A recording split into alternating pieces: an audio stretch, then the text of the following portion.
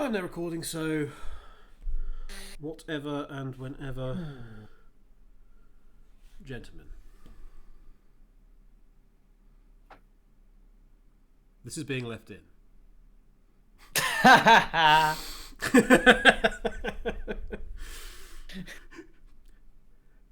So's that. Theme tune.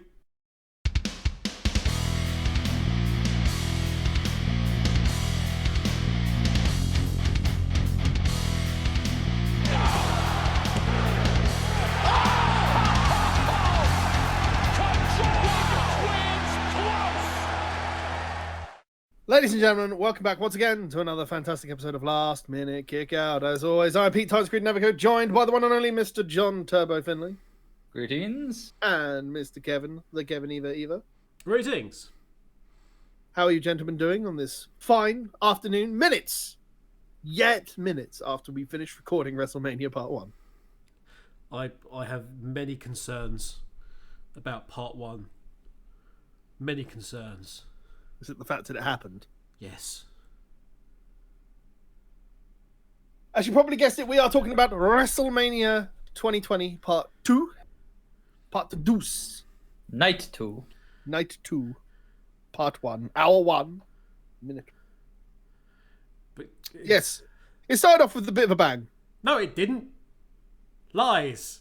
I was going to say, No, it didn't. can we talk about how it began as well? Yes. Because we didn't say this at the start. Because did you know that not only has Stephanie McMahon saved the women's division, she's also the brains, the power behind everything that's happening on this unprecedented second night.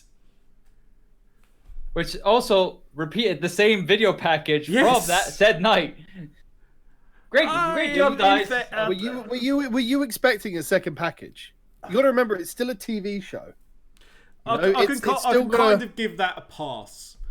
Stephanie McMahon turning up to take all the fucking credit at the beginning of it, I can't.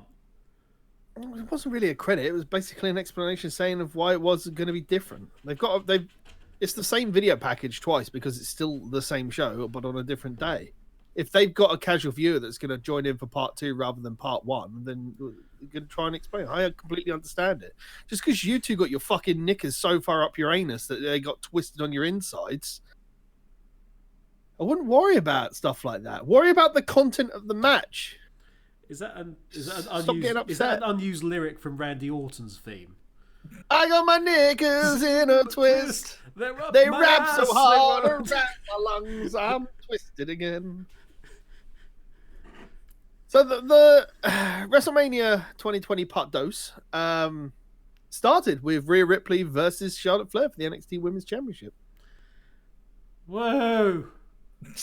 Whoa. Woo indeed. Okay. We knew fine that this was gonna be the case for Charlotte to get the title and whatnot. It's like the match wasn't terrible. It was selling was good. Story was good in the selling. Yeah. It's like it worked well for Charlotte to work on the leg as she would to try to lock in the figure eight and all that. And it was pretty much majority of the match. I think it was like, how many minutes did this go on for? It was like 15. It was the second longest match of the night. Yeah, I thought so. 20 minutes, 30 seconds. The only thing that went longer is a match that's still going on. Quite possibly is Edge Orton, which went on for apparently forever. Too fucking long, that match. Well, yeah, let's concentrate on Charlotte Flair winning the NXT Championship, which I believe Kevin rightly predicted. Yes. I think I rightly predicted it as well, but then I changed my mind to say, no, they won't put the belt on her. And more fool you for thinking that they wouldn't put a belt on Charlotte Flair. Apparently so.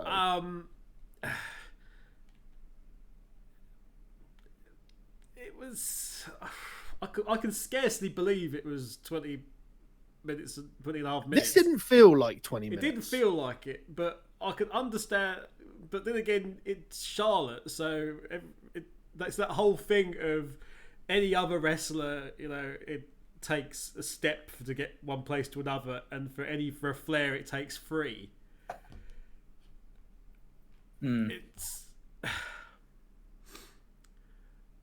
I remember just watching it with a sinking feeling, a sense of just kind of fitting, being grim based realization that everything that I thought was gonna happen, and how utterly despondent I was about it. The real question is, now that she's got the NXT Women's Championship back, does it count as a World Championship like the Raw and SmackDown Women's? It will now. Oh, it is. It will now. If it does, then you've got to add her previous. They've which always means that she's one step closer to 16, and once she hits 16, they won't give her any more title reigns. That's it. No, they will, because they want them to surpass the dad. Essentially, yeah. This is what that's what it's looking to be. This is also, it puts her within touching range of the Grand Slam as well. Mm-hmm. Need that tag win. Needs a tag win. I mean, she's already had the NXT Women's Championship. She had the NXT Women's Championship, but it sort of it was kind of brought up in against the mix as like, oh yeah, almost like the first one doesn't, the first one doesn't count somehow. Mm-hmm. If it was actually in NXT, I feel like the minute Sasha and Becky get their Grand Slam, Charlotte won't be that far behind. Yeah. She can't be the first one to get it. She's not. No. Physically can't be, because therefore history can't be made. History can't be made. Charlotte doesn't care. But if history was made, because it was the first time an NXT title was defended at WrestleMania. Well, yes. But, and it wasn't defended, which doesn't actually look good which actually doesn't look good on NXT as a result. Yeah. Mm-hmm. Do you like it overall? It was all right. I mean, I like the fact that Wikipedia is reporting this part of history as Flair became the first wrestler to win an NXT championship before and after NXT became one of the 3 main brands. That's the history that they've decided. Is that really a history point that needs to be highlighted? Really? Apparently so. Oh, for crying out loud. Right. So yes. So Flair rips using the ropes, uses sort of whiplash to rip at Rhea's knee, and she's basically holding it and screaming for the rest of the match. Yeah. Oh yeah, there was a lot of screaming and a lot of jaw jacking as well. Like, yeah, there was a lot of. You got to hear Charlotte trash talk, which was gives you dozens of points on top of the score that he would have got. Wait, that isn't a thing.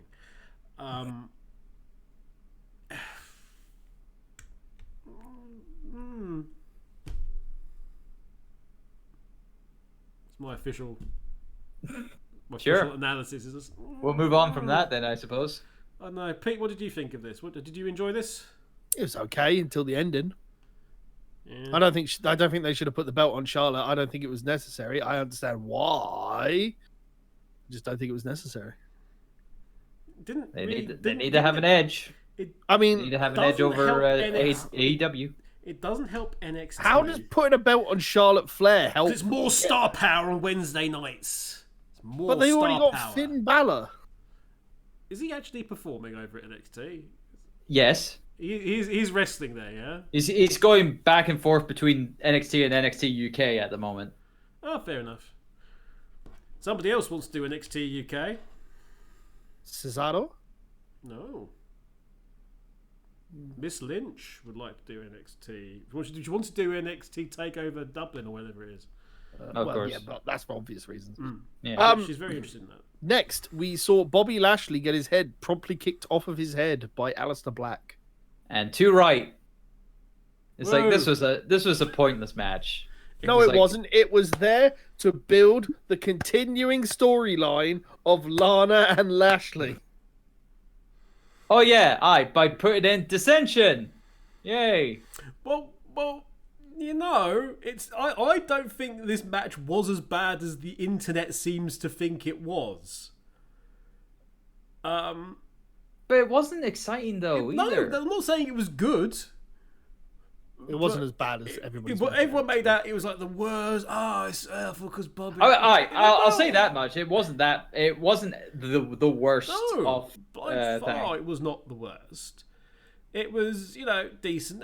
Had some good power moves in there. Some real hard hits, and yes, it was to further storyline, but But for the wrong people though. But for wrong people, and Bobby had Aleister Black banged to rights.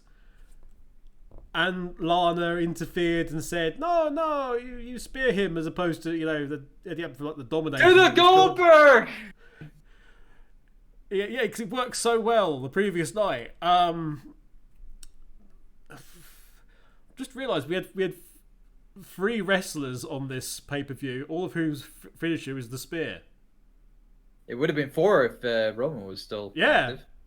How bloody horrendous. Put them all in a fatal 4-way. And everyone says that the super kick is being used too much. Put them all in a fatal 4-way and let God sort them out. Right. We know he's on the payroll. So, yeah, Bobby having Aleister bang to rights, only to get spin kicked in the face. And being, understandably, this is all your fault with Lana afterwards, because it was. Mm-hmm. At least it's taking that somewhere.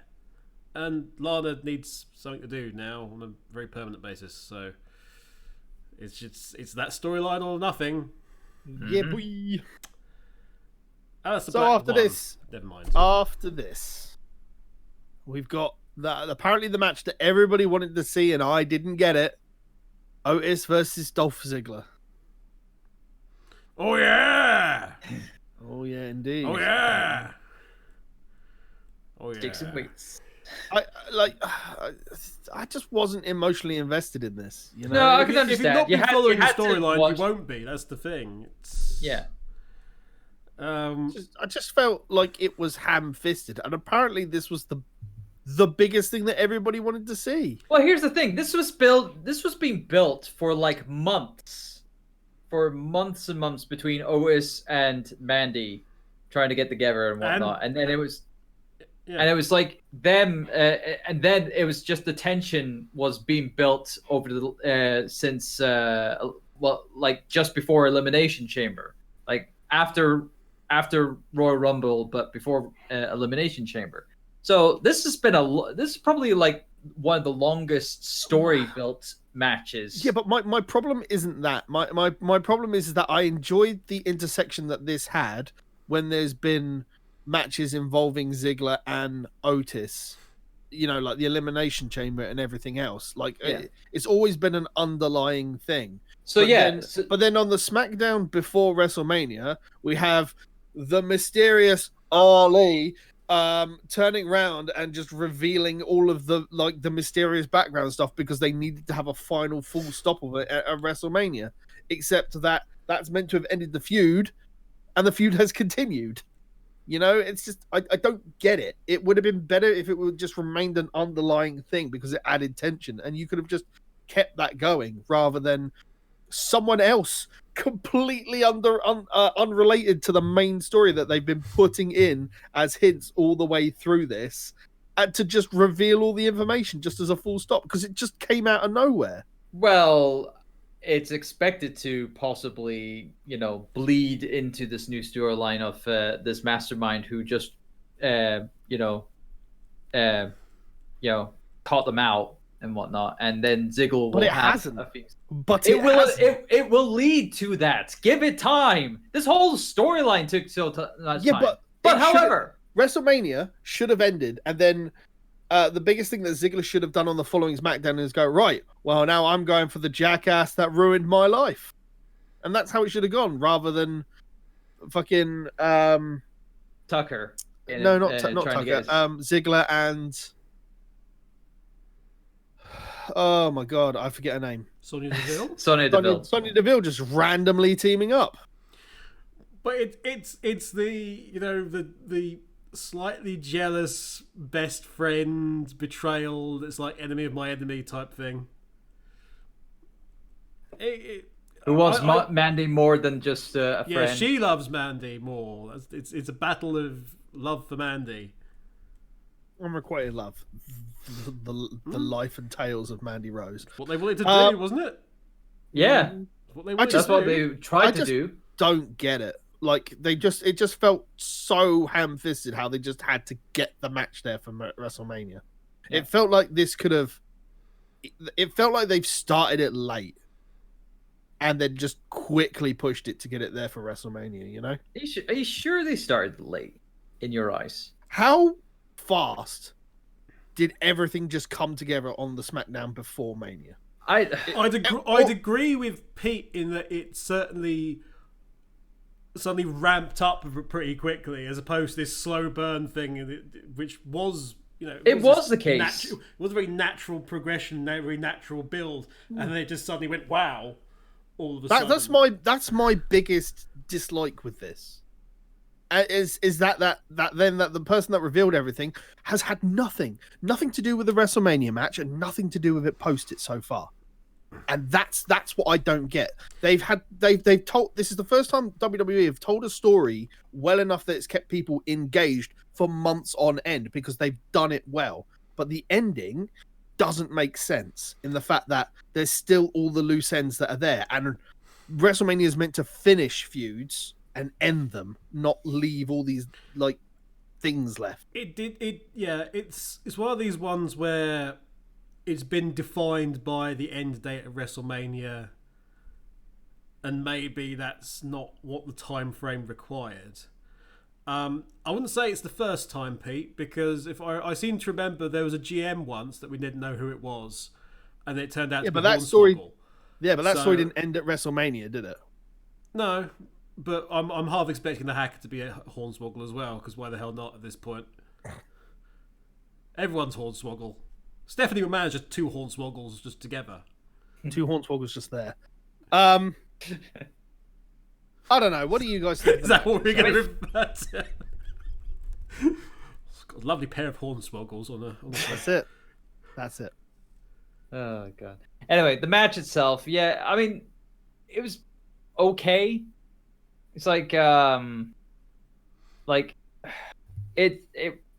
didn't not like it, it's like some of the moments, and of course it was all really. I was like everyone else who especially the Cultaholic boys, because most of the Cultaholic boys were totally invested in this thing, and they all wanted just the one ending to it, which was Mandy and Otis getting together, having a good, having the fairy tale ending. Even the end of this match felt rushed and not done properly.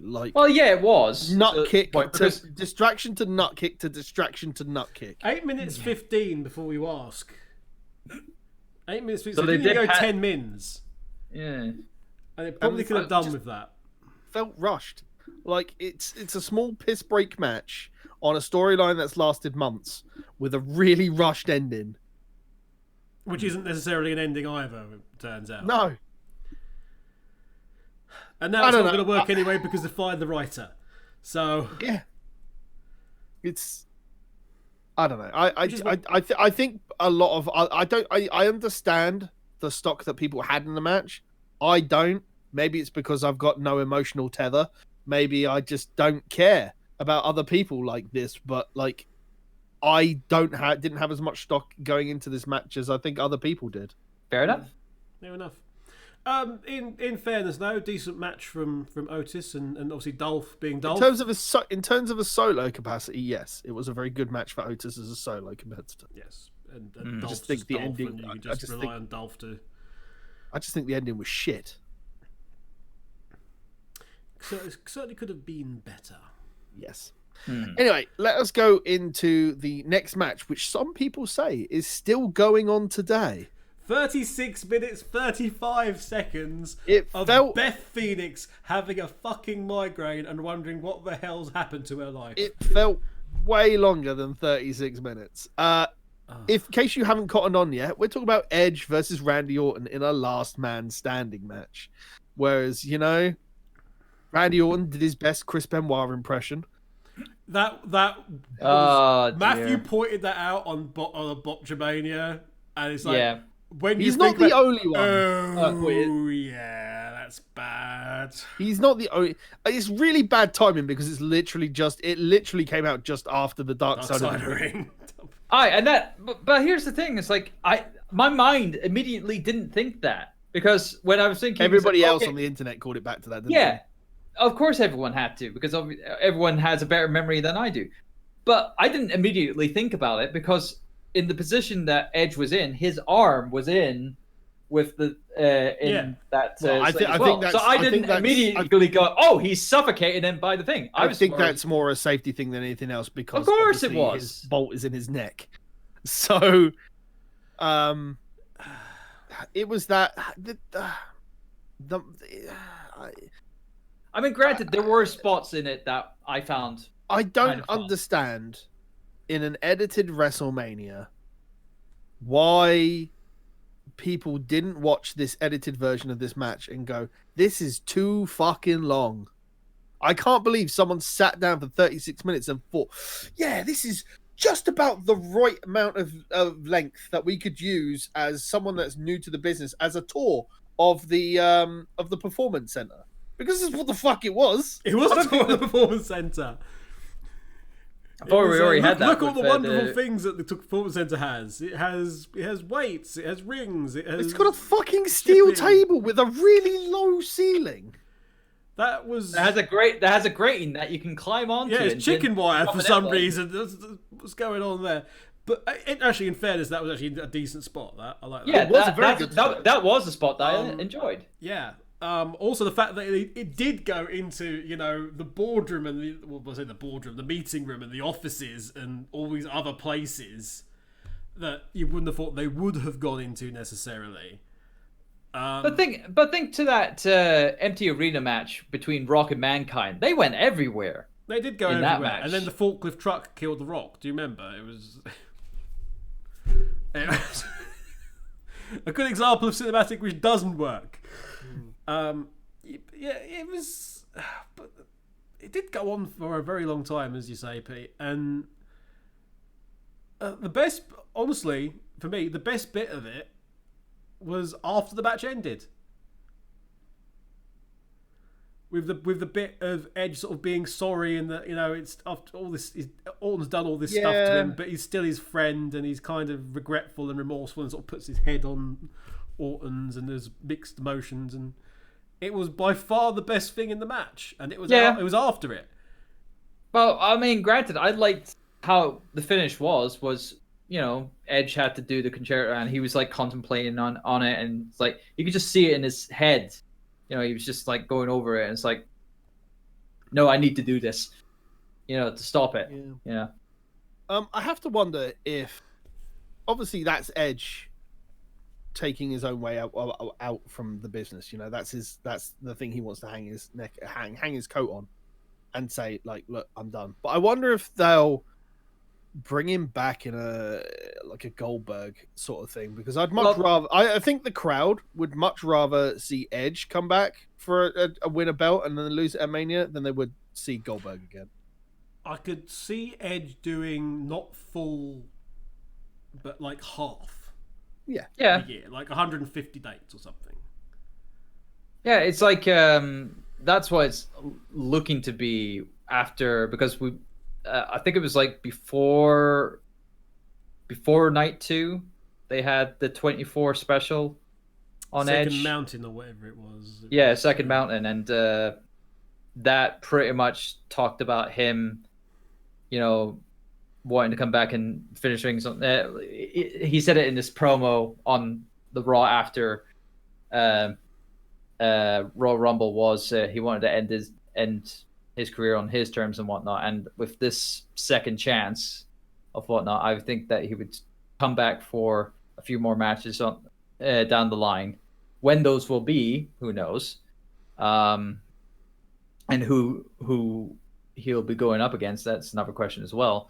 But no, it's like he is hoping to do more, going forward. And this was just like his, It's like he was off wrestling for 9 years. I can give it fault that he wanted to have, quite a long match to kind of like get out of the system and whatnot. Yes, it was a little walk and brawly, and it had some hilarious stuff as well, like the falling over cameraman. It's like what? Speaking of the cameraman, like I really did enjoy how the match opened. Oh yeah, it's like Orton disguised as a cameraman goes in RKO's Edge, straight out of the bat, whatnot. Granted, thankfully that wasn't the end of the match. Well, some people would probably say, "Oh, I wish it was the end of the match there," but I wish it was the end of the match. No, I don't actually. No, Just screw I wouldn't have thought so. No. But no, it had spots. It had really good spots in it. The start. It had really good. It had a good middle, good beginning, good middle, good end. But the in between bits, yeah, you could have like trimmed them down a little bit and probably trim it down to, 20 to 25 minutes rather than a 30-minute kind of like outing. So When it's not, a specific time limit one, when the top match in terms of length beats the second by 17 minutes, not a massively good sign. When you compare it to matches we're going to talk about later, that certainly could have benefited from more time, makes you wonder why some of it wasn't, cut back.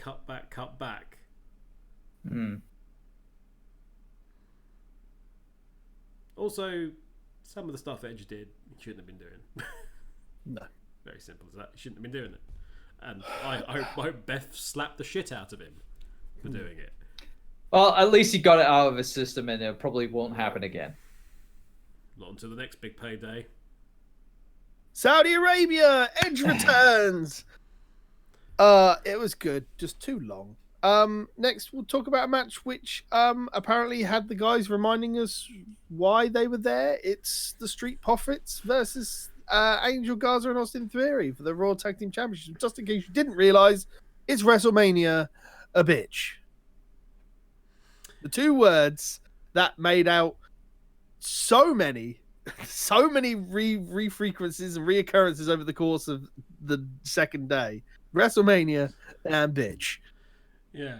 Bitch well, actually, you're quite right. Well, it's only fair because the word bitch has been synonymous for WrestleMania for a good amount of years. In fact, it's part of Stephanie's repertoire back in the early 2000s. No. Let's not fall into that. But because it was the big bad word that Steph was allowed to say, wasn't it? Yeah. The big bad word, bastard could only be attributed to either the Big Show or Christian, depending upon who was being talked about at the time.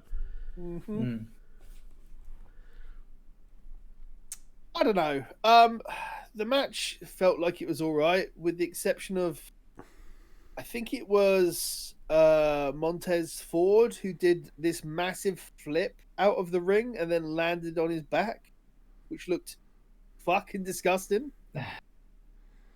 Well, I don't know if it was any more disgusting compared to Kofi's trust fall a while back. I wasn't going to refer to that, but yeah.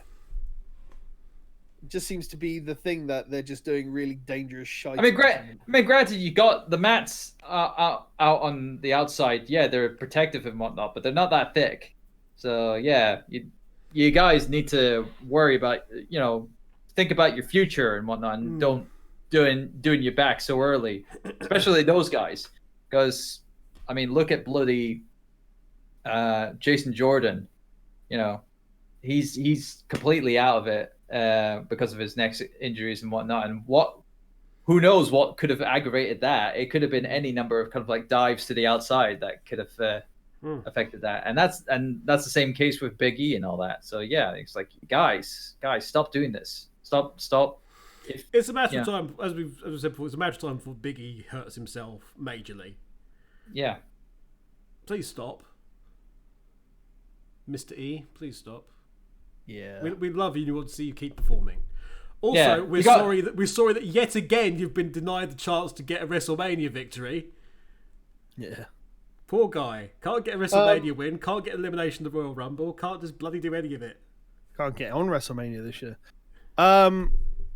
Yeah, this was a short match as well. Yeah, I wasn't really fully invested No, I wasn't. match. But I think that's because there was too many changes. Although I do like, as I said, it's built up Zelina Vega to actually have the full stable. If they can't start calling themselves AAA soon, it really wouldn't surprise me. After all the copyright kind of like malarkey that AAA has in their promotion, and it's like, you can't fault WWE to just take a stab at them and just say, hey, we're calling it a stable AAA. That's saying it's probably a hornet's nest you don't want to poke right at this moment in time. No.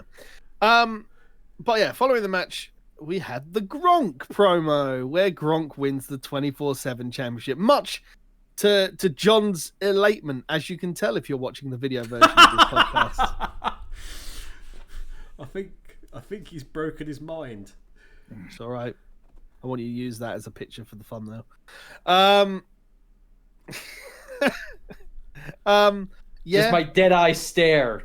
We haven't seen anything of hide nor hair of Gronk and the 24/7 championship post WrestleMania yet. So it's in his fridge. I have a feeling we're probably never going to see that belt again. And might be. I hope to God, yeah, because it's been a pointless title. It's had fleeting moments of entertainment, but it's not long enough to hold water.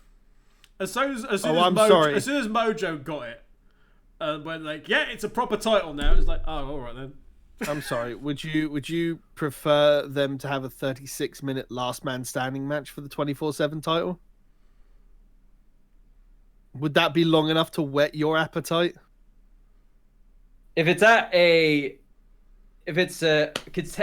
contested over between a ballpark, a fun park kind of like ride place, a airport, and lastly the Gulf of Mexico. Yes. Right then. Following that, we had the now no longer a six-pack challenge, the 5-way women's championship match, which apparently turned itself into a 5-way elimination match.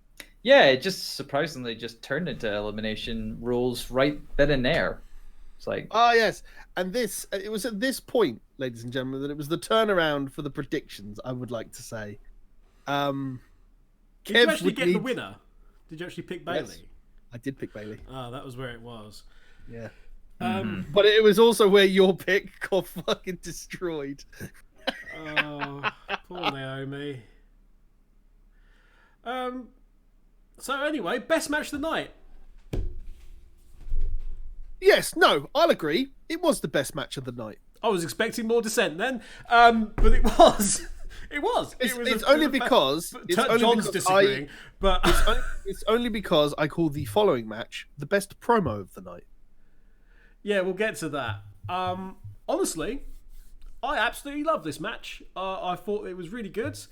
The fact that we had, Tamina got booked as she's supposed to. Yep.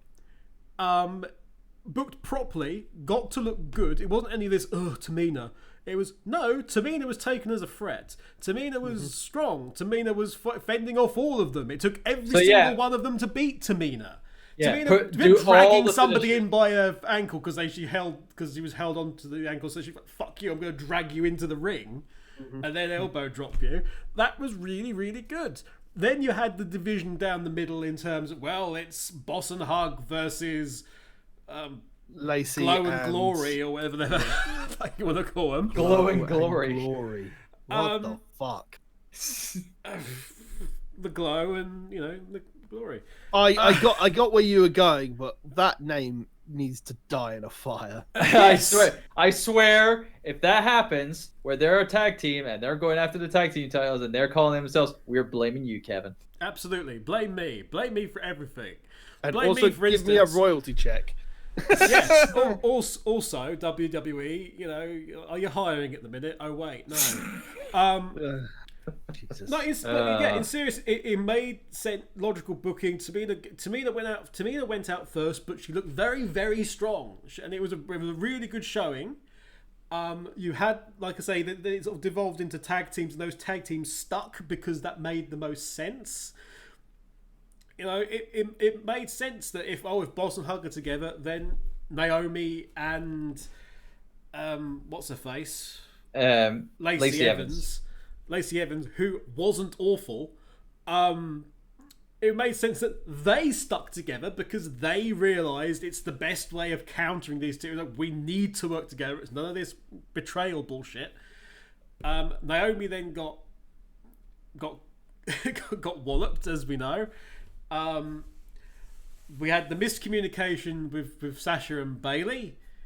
And so that was teased, but it went the other direction, and Sasha was the bigger woman, but still kind of regrets it. And oh well, that can continue.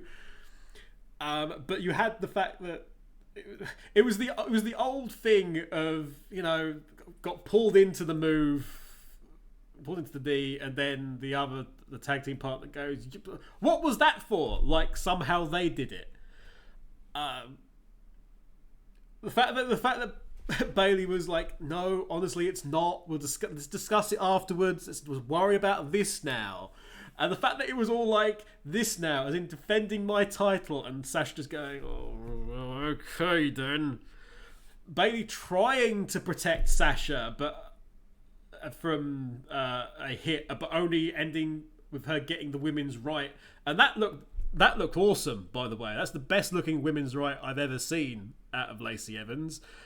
Proper Big Show KO punch style thing, and a great sell from Sasha, which knocked her out. Bayley not sure what to do, and in whether or not she saved Sasha or not. So, and in the confusion that she'd let it happen. Actually, when Sasha got knocked out the ring, actually after that, there was a really nice little touch, in that because Lacey went for a pin on Bayley. Bayley kicked out. But as she got, the first thing she did was checking on Sasha, and then she quickly stopped because she realised she had to be concentrating on Lacey. It was really nice from that point of view. Bayley hits whatever the fuck her finish is called. I sort of called the rose drop at one point from somebody, or the rose pot, or the pot plant, or the yucca plant, or something or the other. The Hug Valley Driver. Oh, also, actually, that brings us back to outfits, actually. Rewind back to night one, and we had Kofi previously at WrestleMania 35. They had the colour by numbers one that was all filled out, if you remember rightly, that all the guys did. Yeah. Then we fast forwarded to Saudi. Was it Saudi or was it Elimination Chamber or somewhere, where they had the same gear, but it was the paint by numbers, but it wasn't filled in yet, so it was all black and white. It might have been Royal Rumble, maybe. Might have been Rumble, yeah. And this Mania, he had it halfway. So it was the paint by numbers gear again, but like parts of it had been coloured in. That was very nice. Bayley's gear was her old gear for previous Mania, but with like it all the new logo. Yeah, but the new logo like over the top of her old logo, and the smiley face thing with a cross out and everything. All the colour was taken away out of it as well. It was black and white as opposed to her or the previous red and yellows and blue and yellows that she wore. Yeah, it's just a lovely little touch. But say Sasha comes in, is the deciding factor. Bayley keeps the title, much to her joy, and to the joy of a certain new champion for LMKO. It wasn't based off this though. It wasn't based off this, but It was the starting point. yeah, very starting point. I still think Naomi would have made a very good choice on the basis that the story of coming back from whatever the heck she was dealing with. Obviously, we don't know the full details, And heck, I would have liked need to. And I would have liked the turn to happen right then and there, especially after the promo beforehand that made it tease like it was going to happen. I'm just happy that Lacey Evans didn't walk out as the champion. That's all I'm happy around. I mean, we're happy about that, but like I said, her best showing, yes. Tamina's best showing, Naomi's best showing since she's been back. I'll agree then. I think it was good for everybody that was involved. To be fair, it was a very good match. Rightfully deserved its place on the card. However, match on the card. Let us talk about the greatest promo known to man. I'm not going to call it a match. Yeah, no, you can't call it a match because it is a promo, and I think it's fucking amazing what they did here. Yeah.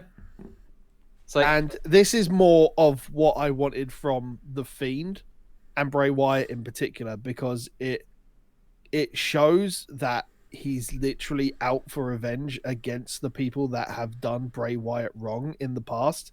And it's a whole deconstruction of John Cena as a character. And there have been a couple of videos that have gone up where it's actually a deconstruction of the entire Firefly Funhouse match and all the Easter eggs and everything else that's involved with it. And they're really actually good to watch because there's some stuff there that even I missed. And the biggest thing that threw me off in this this whole promo build and like the Firefly Funhouse match was why they did John Cena as Hulk Hogan in the NWO. And this was meant to show that if he did take the heel turn, he would essentially have it could have revitalized his career as it did when the NWO was originally formed, and Hulk Hogan got a massive boost to his career when he turned heel. And that's what that was in reference to. And that's the biggest thing that it threw everybody off. Everything else, like all the basics from the rest of this thing, everybody got, but it was that one thing that a lot of people didn't get.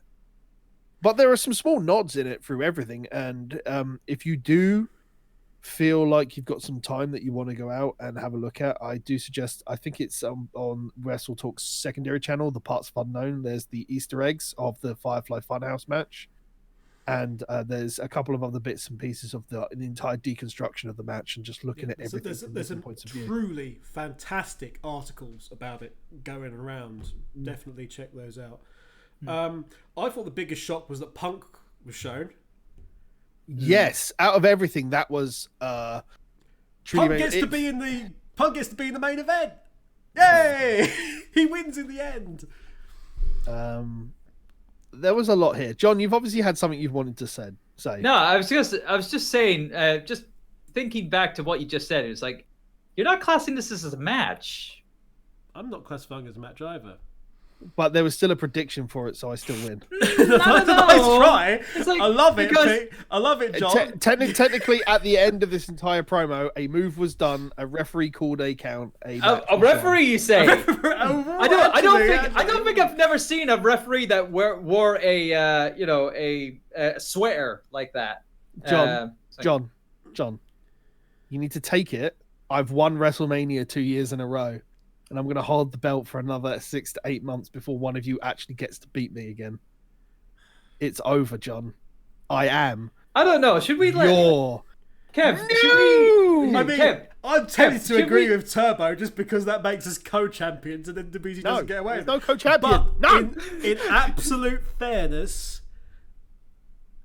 a winner of what was termed a match, whether or not we believe it was a match or not, and I agree with Pete in that it wasn't a match, it was a psychological deconstruction. In fact, the only thing that I'm actually sad they didn't go into was the thing that I've always said about John Cena, was if he's this massive defender of the right, why was he with his girlfriend who was publicly a heel and doing all this despicable shit? And he was there at the same time going, yeah, this is my love of my life. And it's like, okay, well, why the fuck aren't you stepping in and saying this is wrong? Isn't this not the entire point of your character? But going back to it, a victor was declared. Even though I agree with Titus O'Neil's reaction. Because he was the replacement host after Gronk made his exit. That should be one for the that should be the thumbnail. Just all of us going, doing our best Titus. So the Fiend wins because there wasn't a fight. And when it comes to the scoring of this, I'm counting this as a 0. There was no wrestling match. When you have the Hardy stuff, which obviously didn't happen. There was no Matt Hardy. There never was. When you look back at that, there was a fight.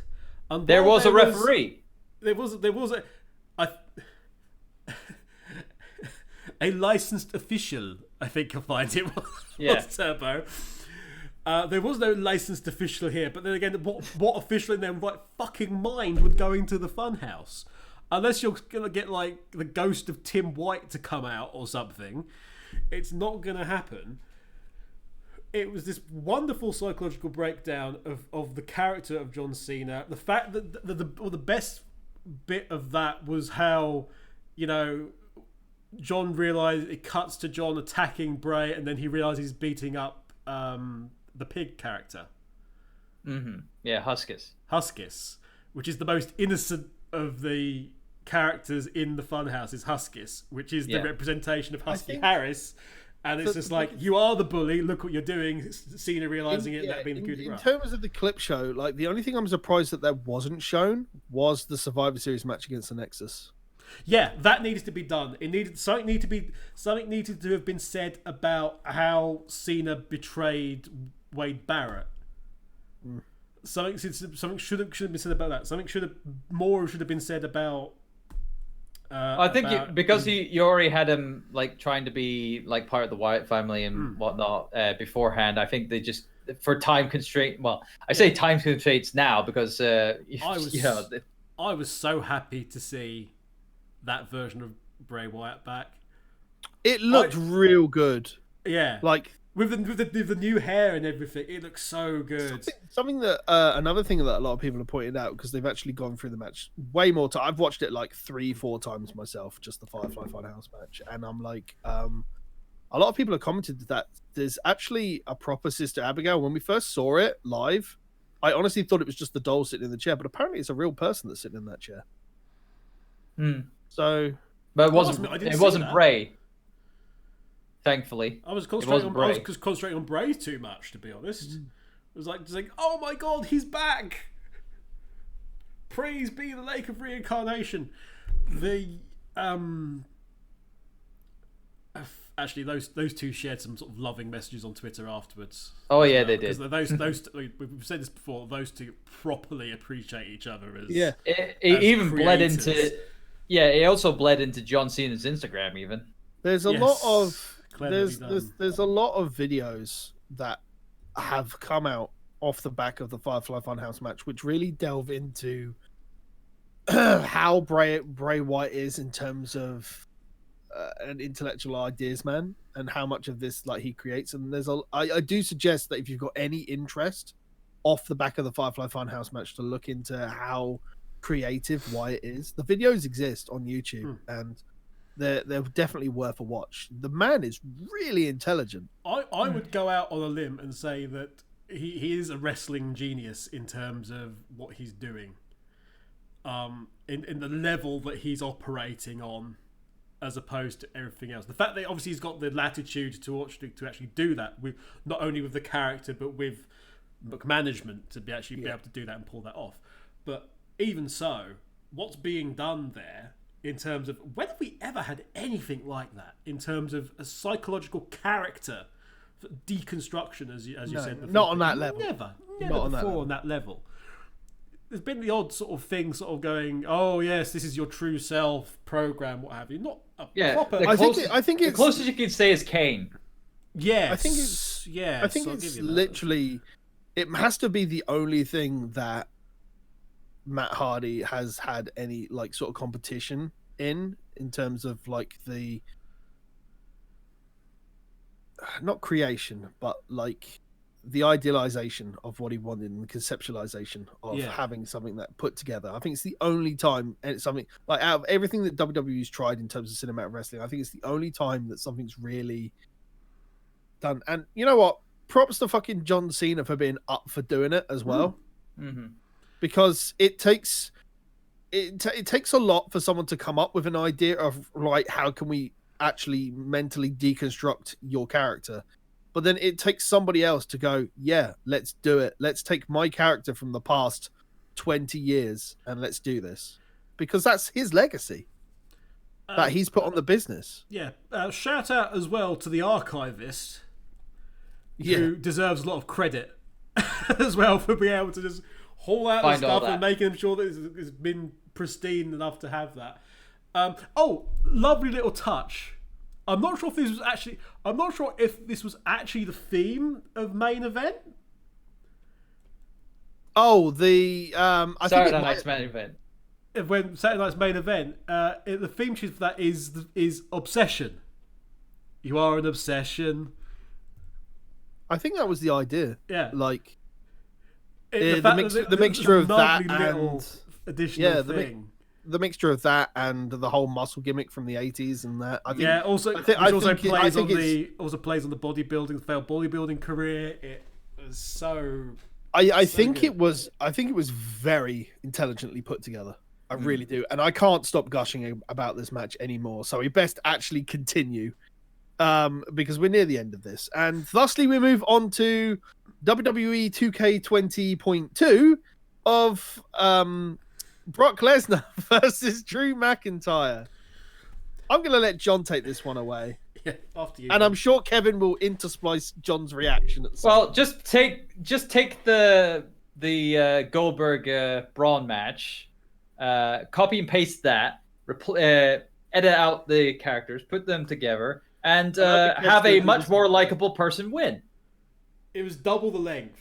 I'm telling you that now. It was double the length of the Goldberg one. Because there was like 3 more moves in it. I mean, the best man won. The right man won. I should say. The right man won, yes. The best part I like of this match is every time that Drew kicked out, you had Heyman at ringside turn around and go, if he's just going to keep kicking out, do it again. Yeah. Yeah, and he's like, we knew he was good. So like, don't worry about it. Heyman's it's like, you can do this, Brock. Heyman's instructions were the fact that we could hear them really lend itself to the match. Mm-hmm. It was okay. It was serviceable for what it did. The right person won. The problem with this is, and it's what we mentioned in predictions, is should it have waited for having a live audience? Because it would have blown, and I said this, I put it on Twitter like the minute it happened, and I said the right man won, and if there was a crowd there, it would have blown the roof off the place. Mm-hmm.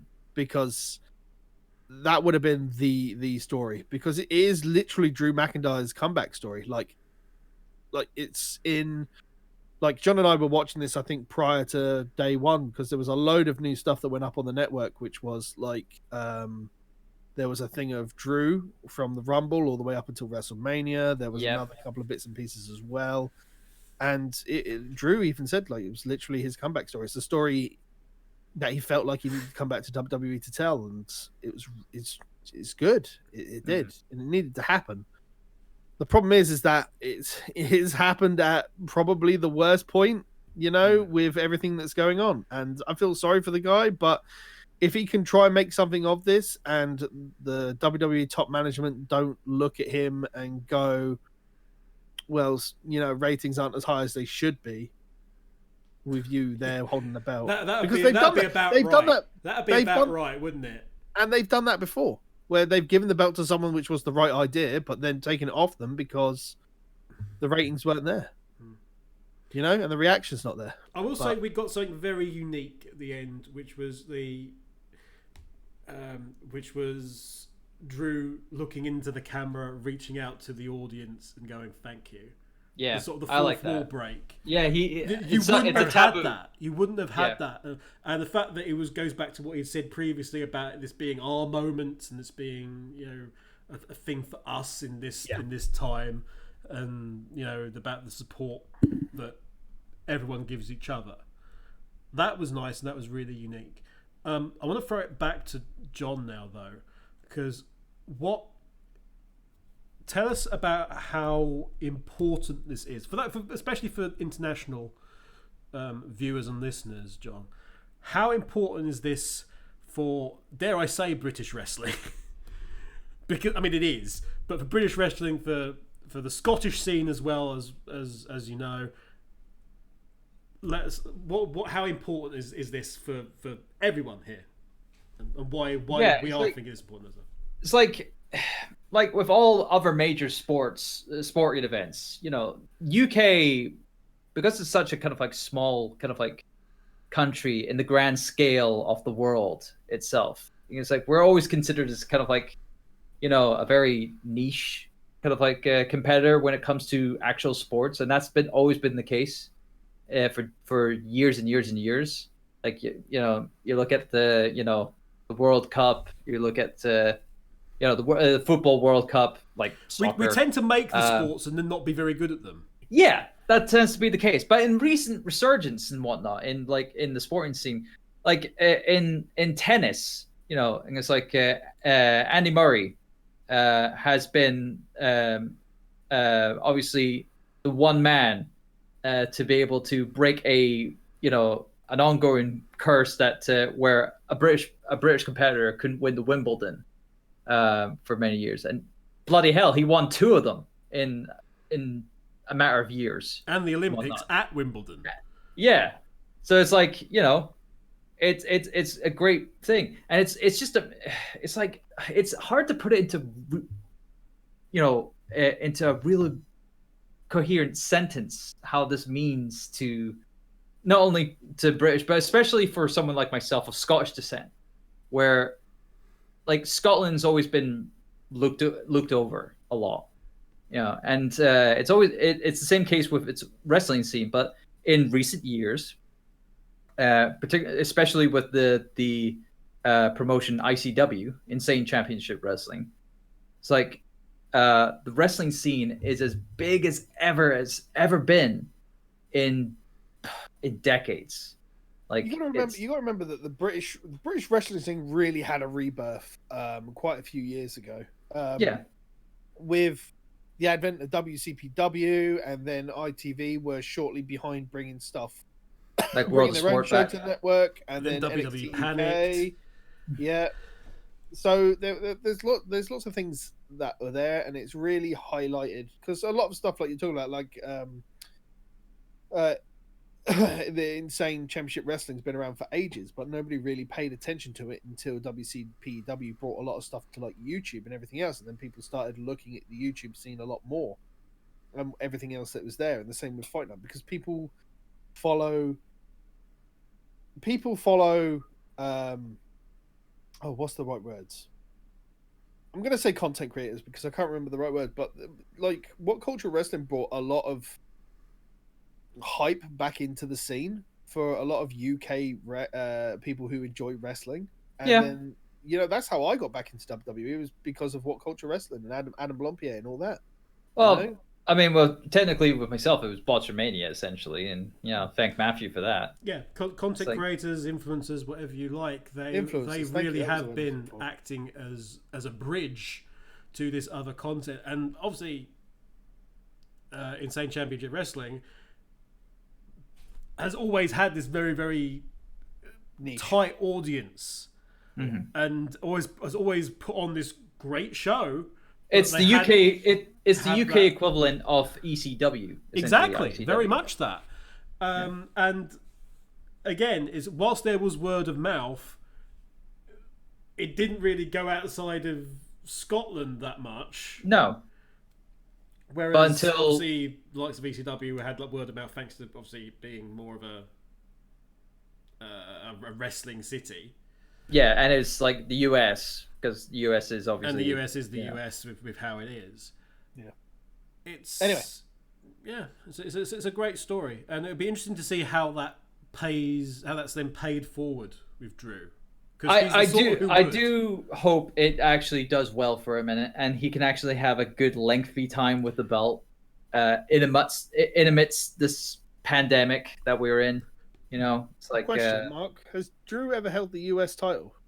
no, it's only been the Intercontinental title he's ever and had. the tags, And obviously. and the tag too, yeah. Okay, so he just needs the US title for a Grand Slam. Yeah, Right, pretty good. much. One other thing, though, after obviously this, Drew McIntyre, professional wrestler / sports entertainer, nominated for the BBC Sports Personality of the Year. Sick, amazing. I didn't even know. Well, That's pretty freaking cool. Well, good, but you know, it's like What kind if he of... wins it? I was gonna say What if he wins it? it's kind of on the nose, being that BBC Sport and WWE are kind of together. and That's actually a good point. But yeah, it's time to call this to an end. But before we do, marks on the doors out of 5 for WrestleMania 2020 Part Dos, Mr. Kevin. A 3, making that a 5 out of 10 overall. Mr. John. I will bump Night 2's point up to a 3.5, so that gives you a 6.5 overall. Fuck you both. I am taking a 4, make it -7. And that's I am still the winner. Ladies and gentlemen, that has been WrestleMania 2020 Part Dos, in going along with Part Uno as well. As always, I've been Pete Touchscreen Nevercoat, joined by the lovely John Turbo Finley Thank you very much. and the even more lovely Kevin Eva. You're welcome. You can find all our socials in the usual places, as well as all places to find us around the internet. Can't follow us, come and chat to us about all the stuff that we do. There'll be a slight change up for going forward for the following year in terms of what shows we're going to cover. We'll have more on that in a separate thing, but needless to say, just doing WWE shows kind of puts a damper on when a lot of us just puts it on a down point. So we're aiming to mix it up over the year. Yeah, we've done this for nearly 2 years now, on and off. Some gaps here or there, but nearly 2 years. This was our 3rd Mania. We're at, Yeah. Are we at 50 shows now? We're well over. Oh, 50 we're well shows. over 50 shows now, yeah. I can't remember. The Royal Rumble match that you guys covered was show 50. There we go. There we go. Ladies and gentlemen, thank you once again for joining us. And until next time, don't forget your hornswoggles. Bye, buddy. Bye.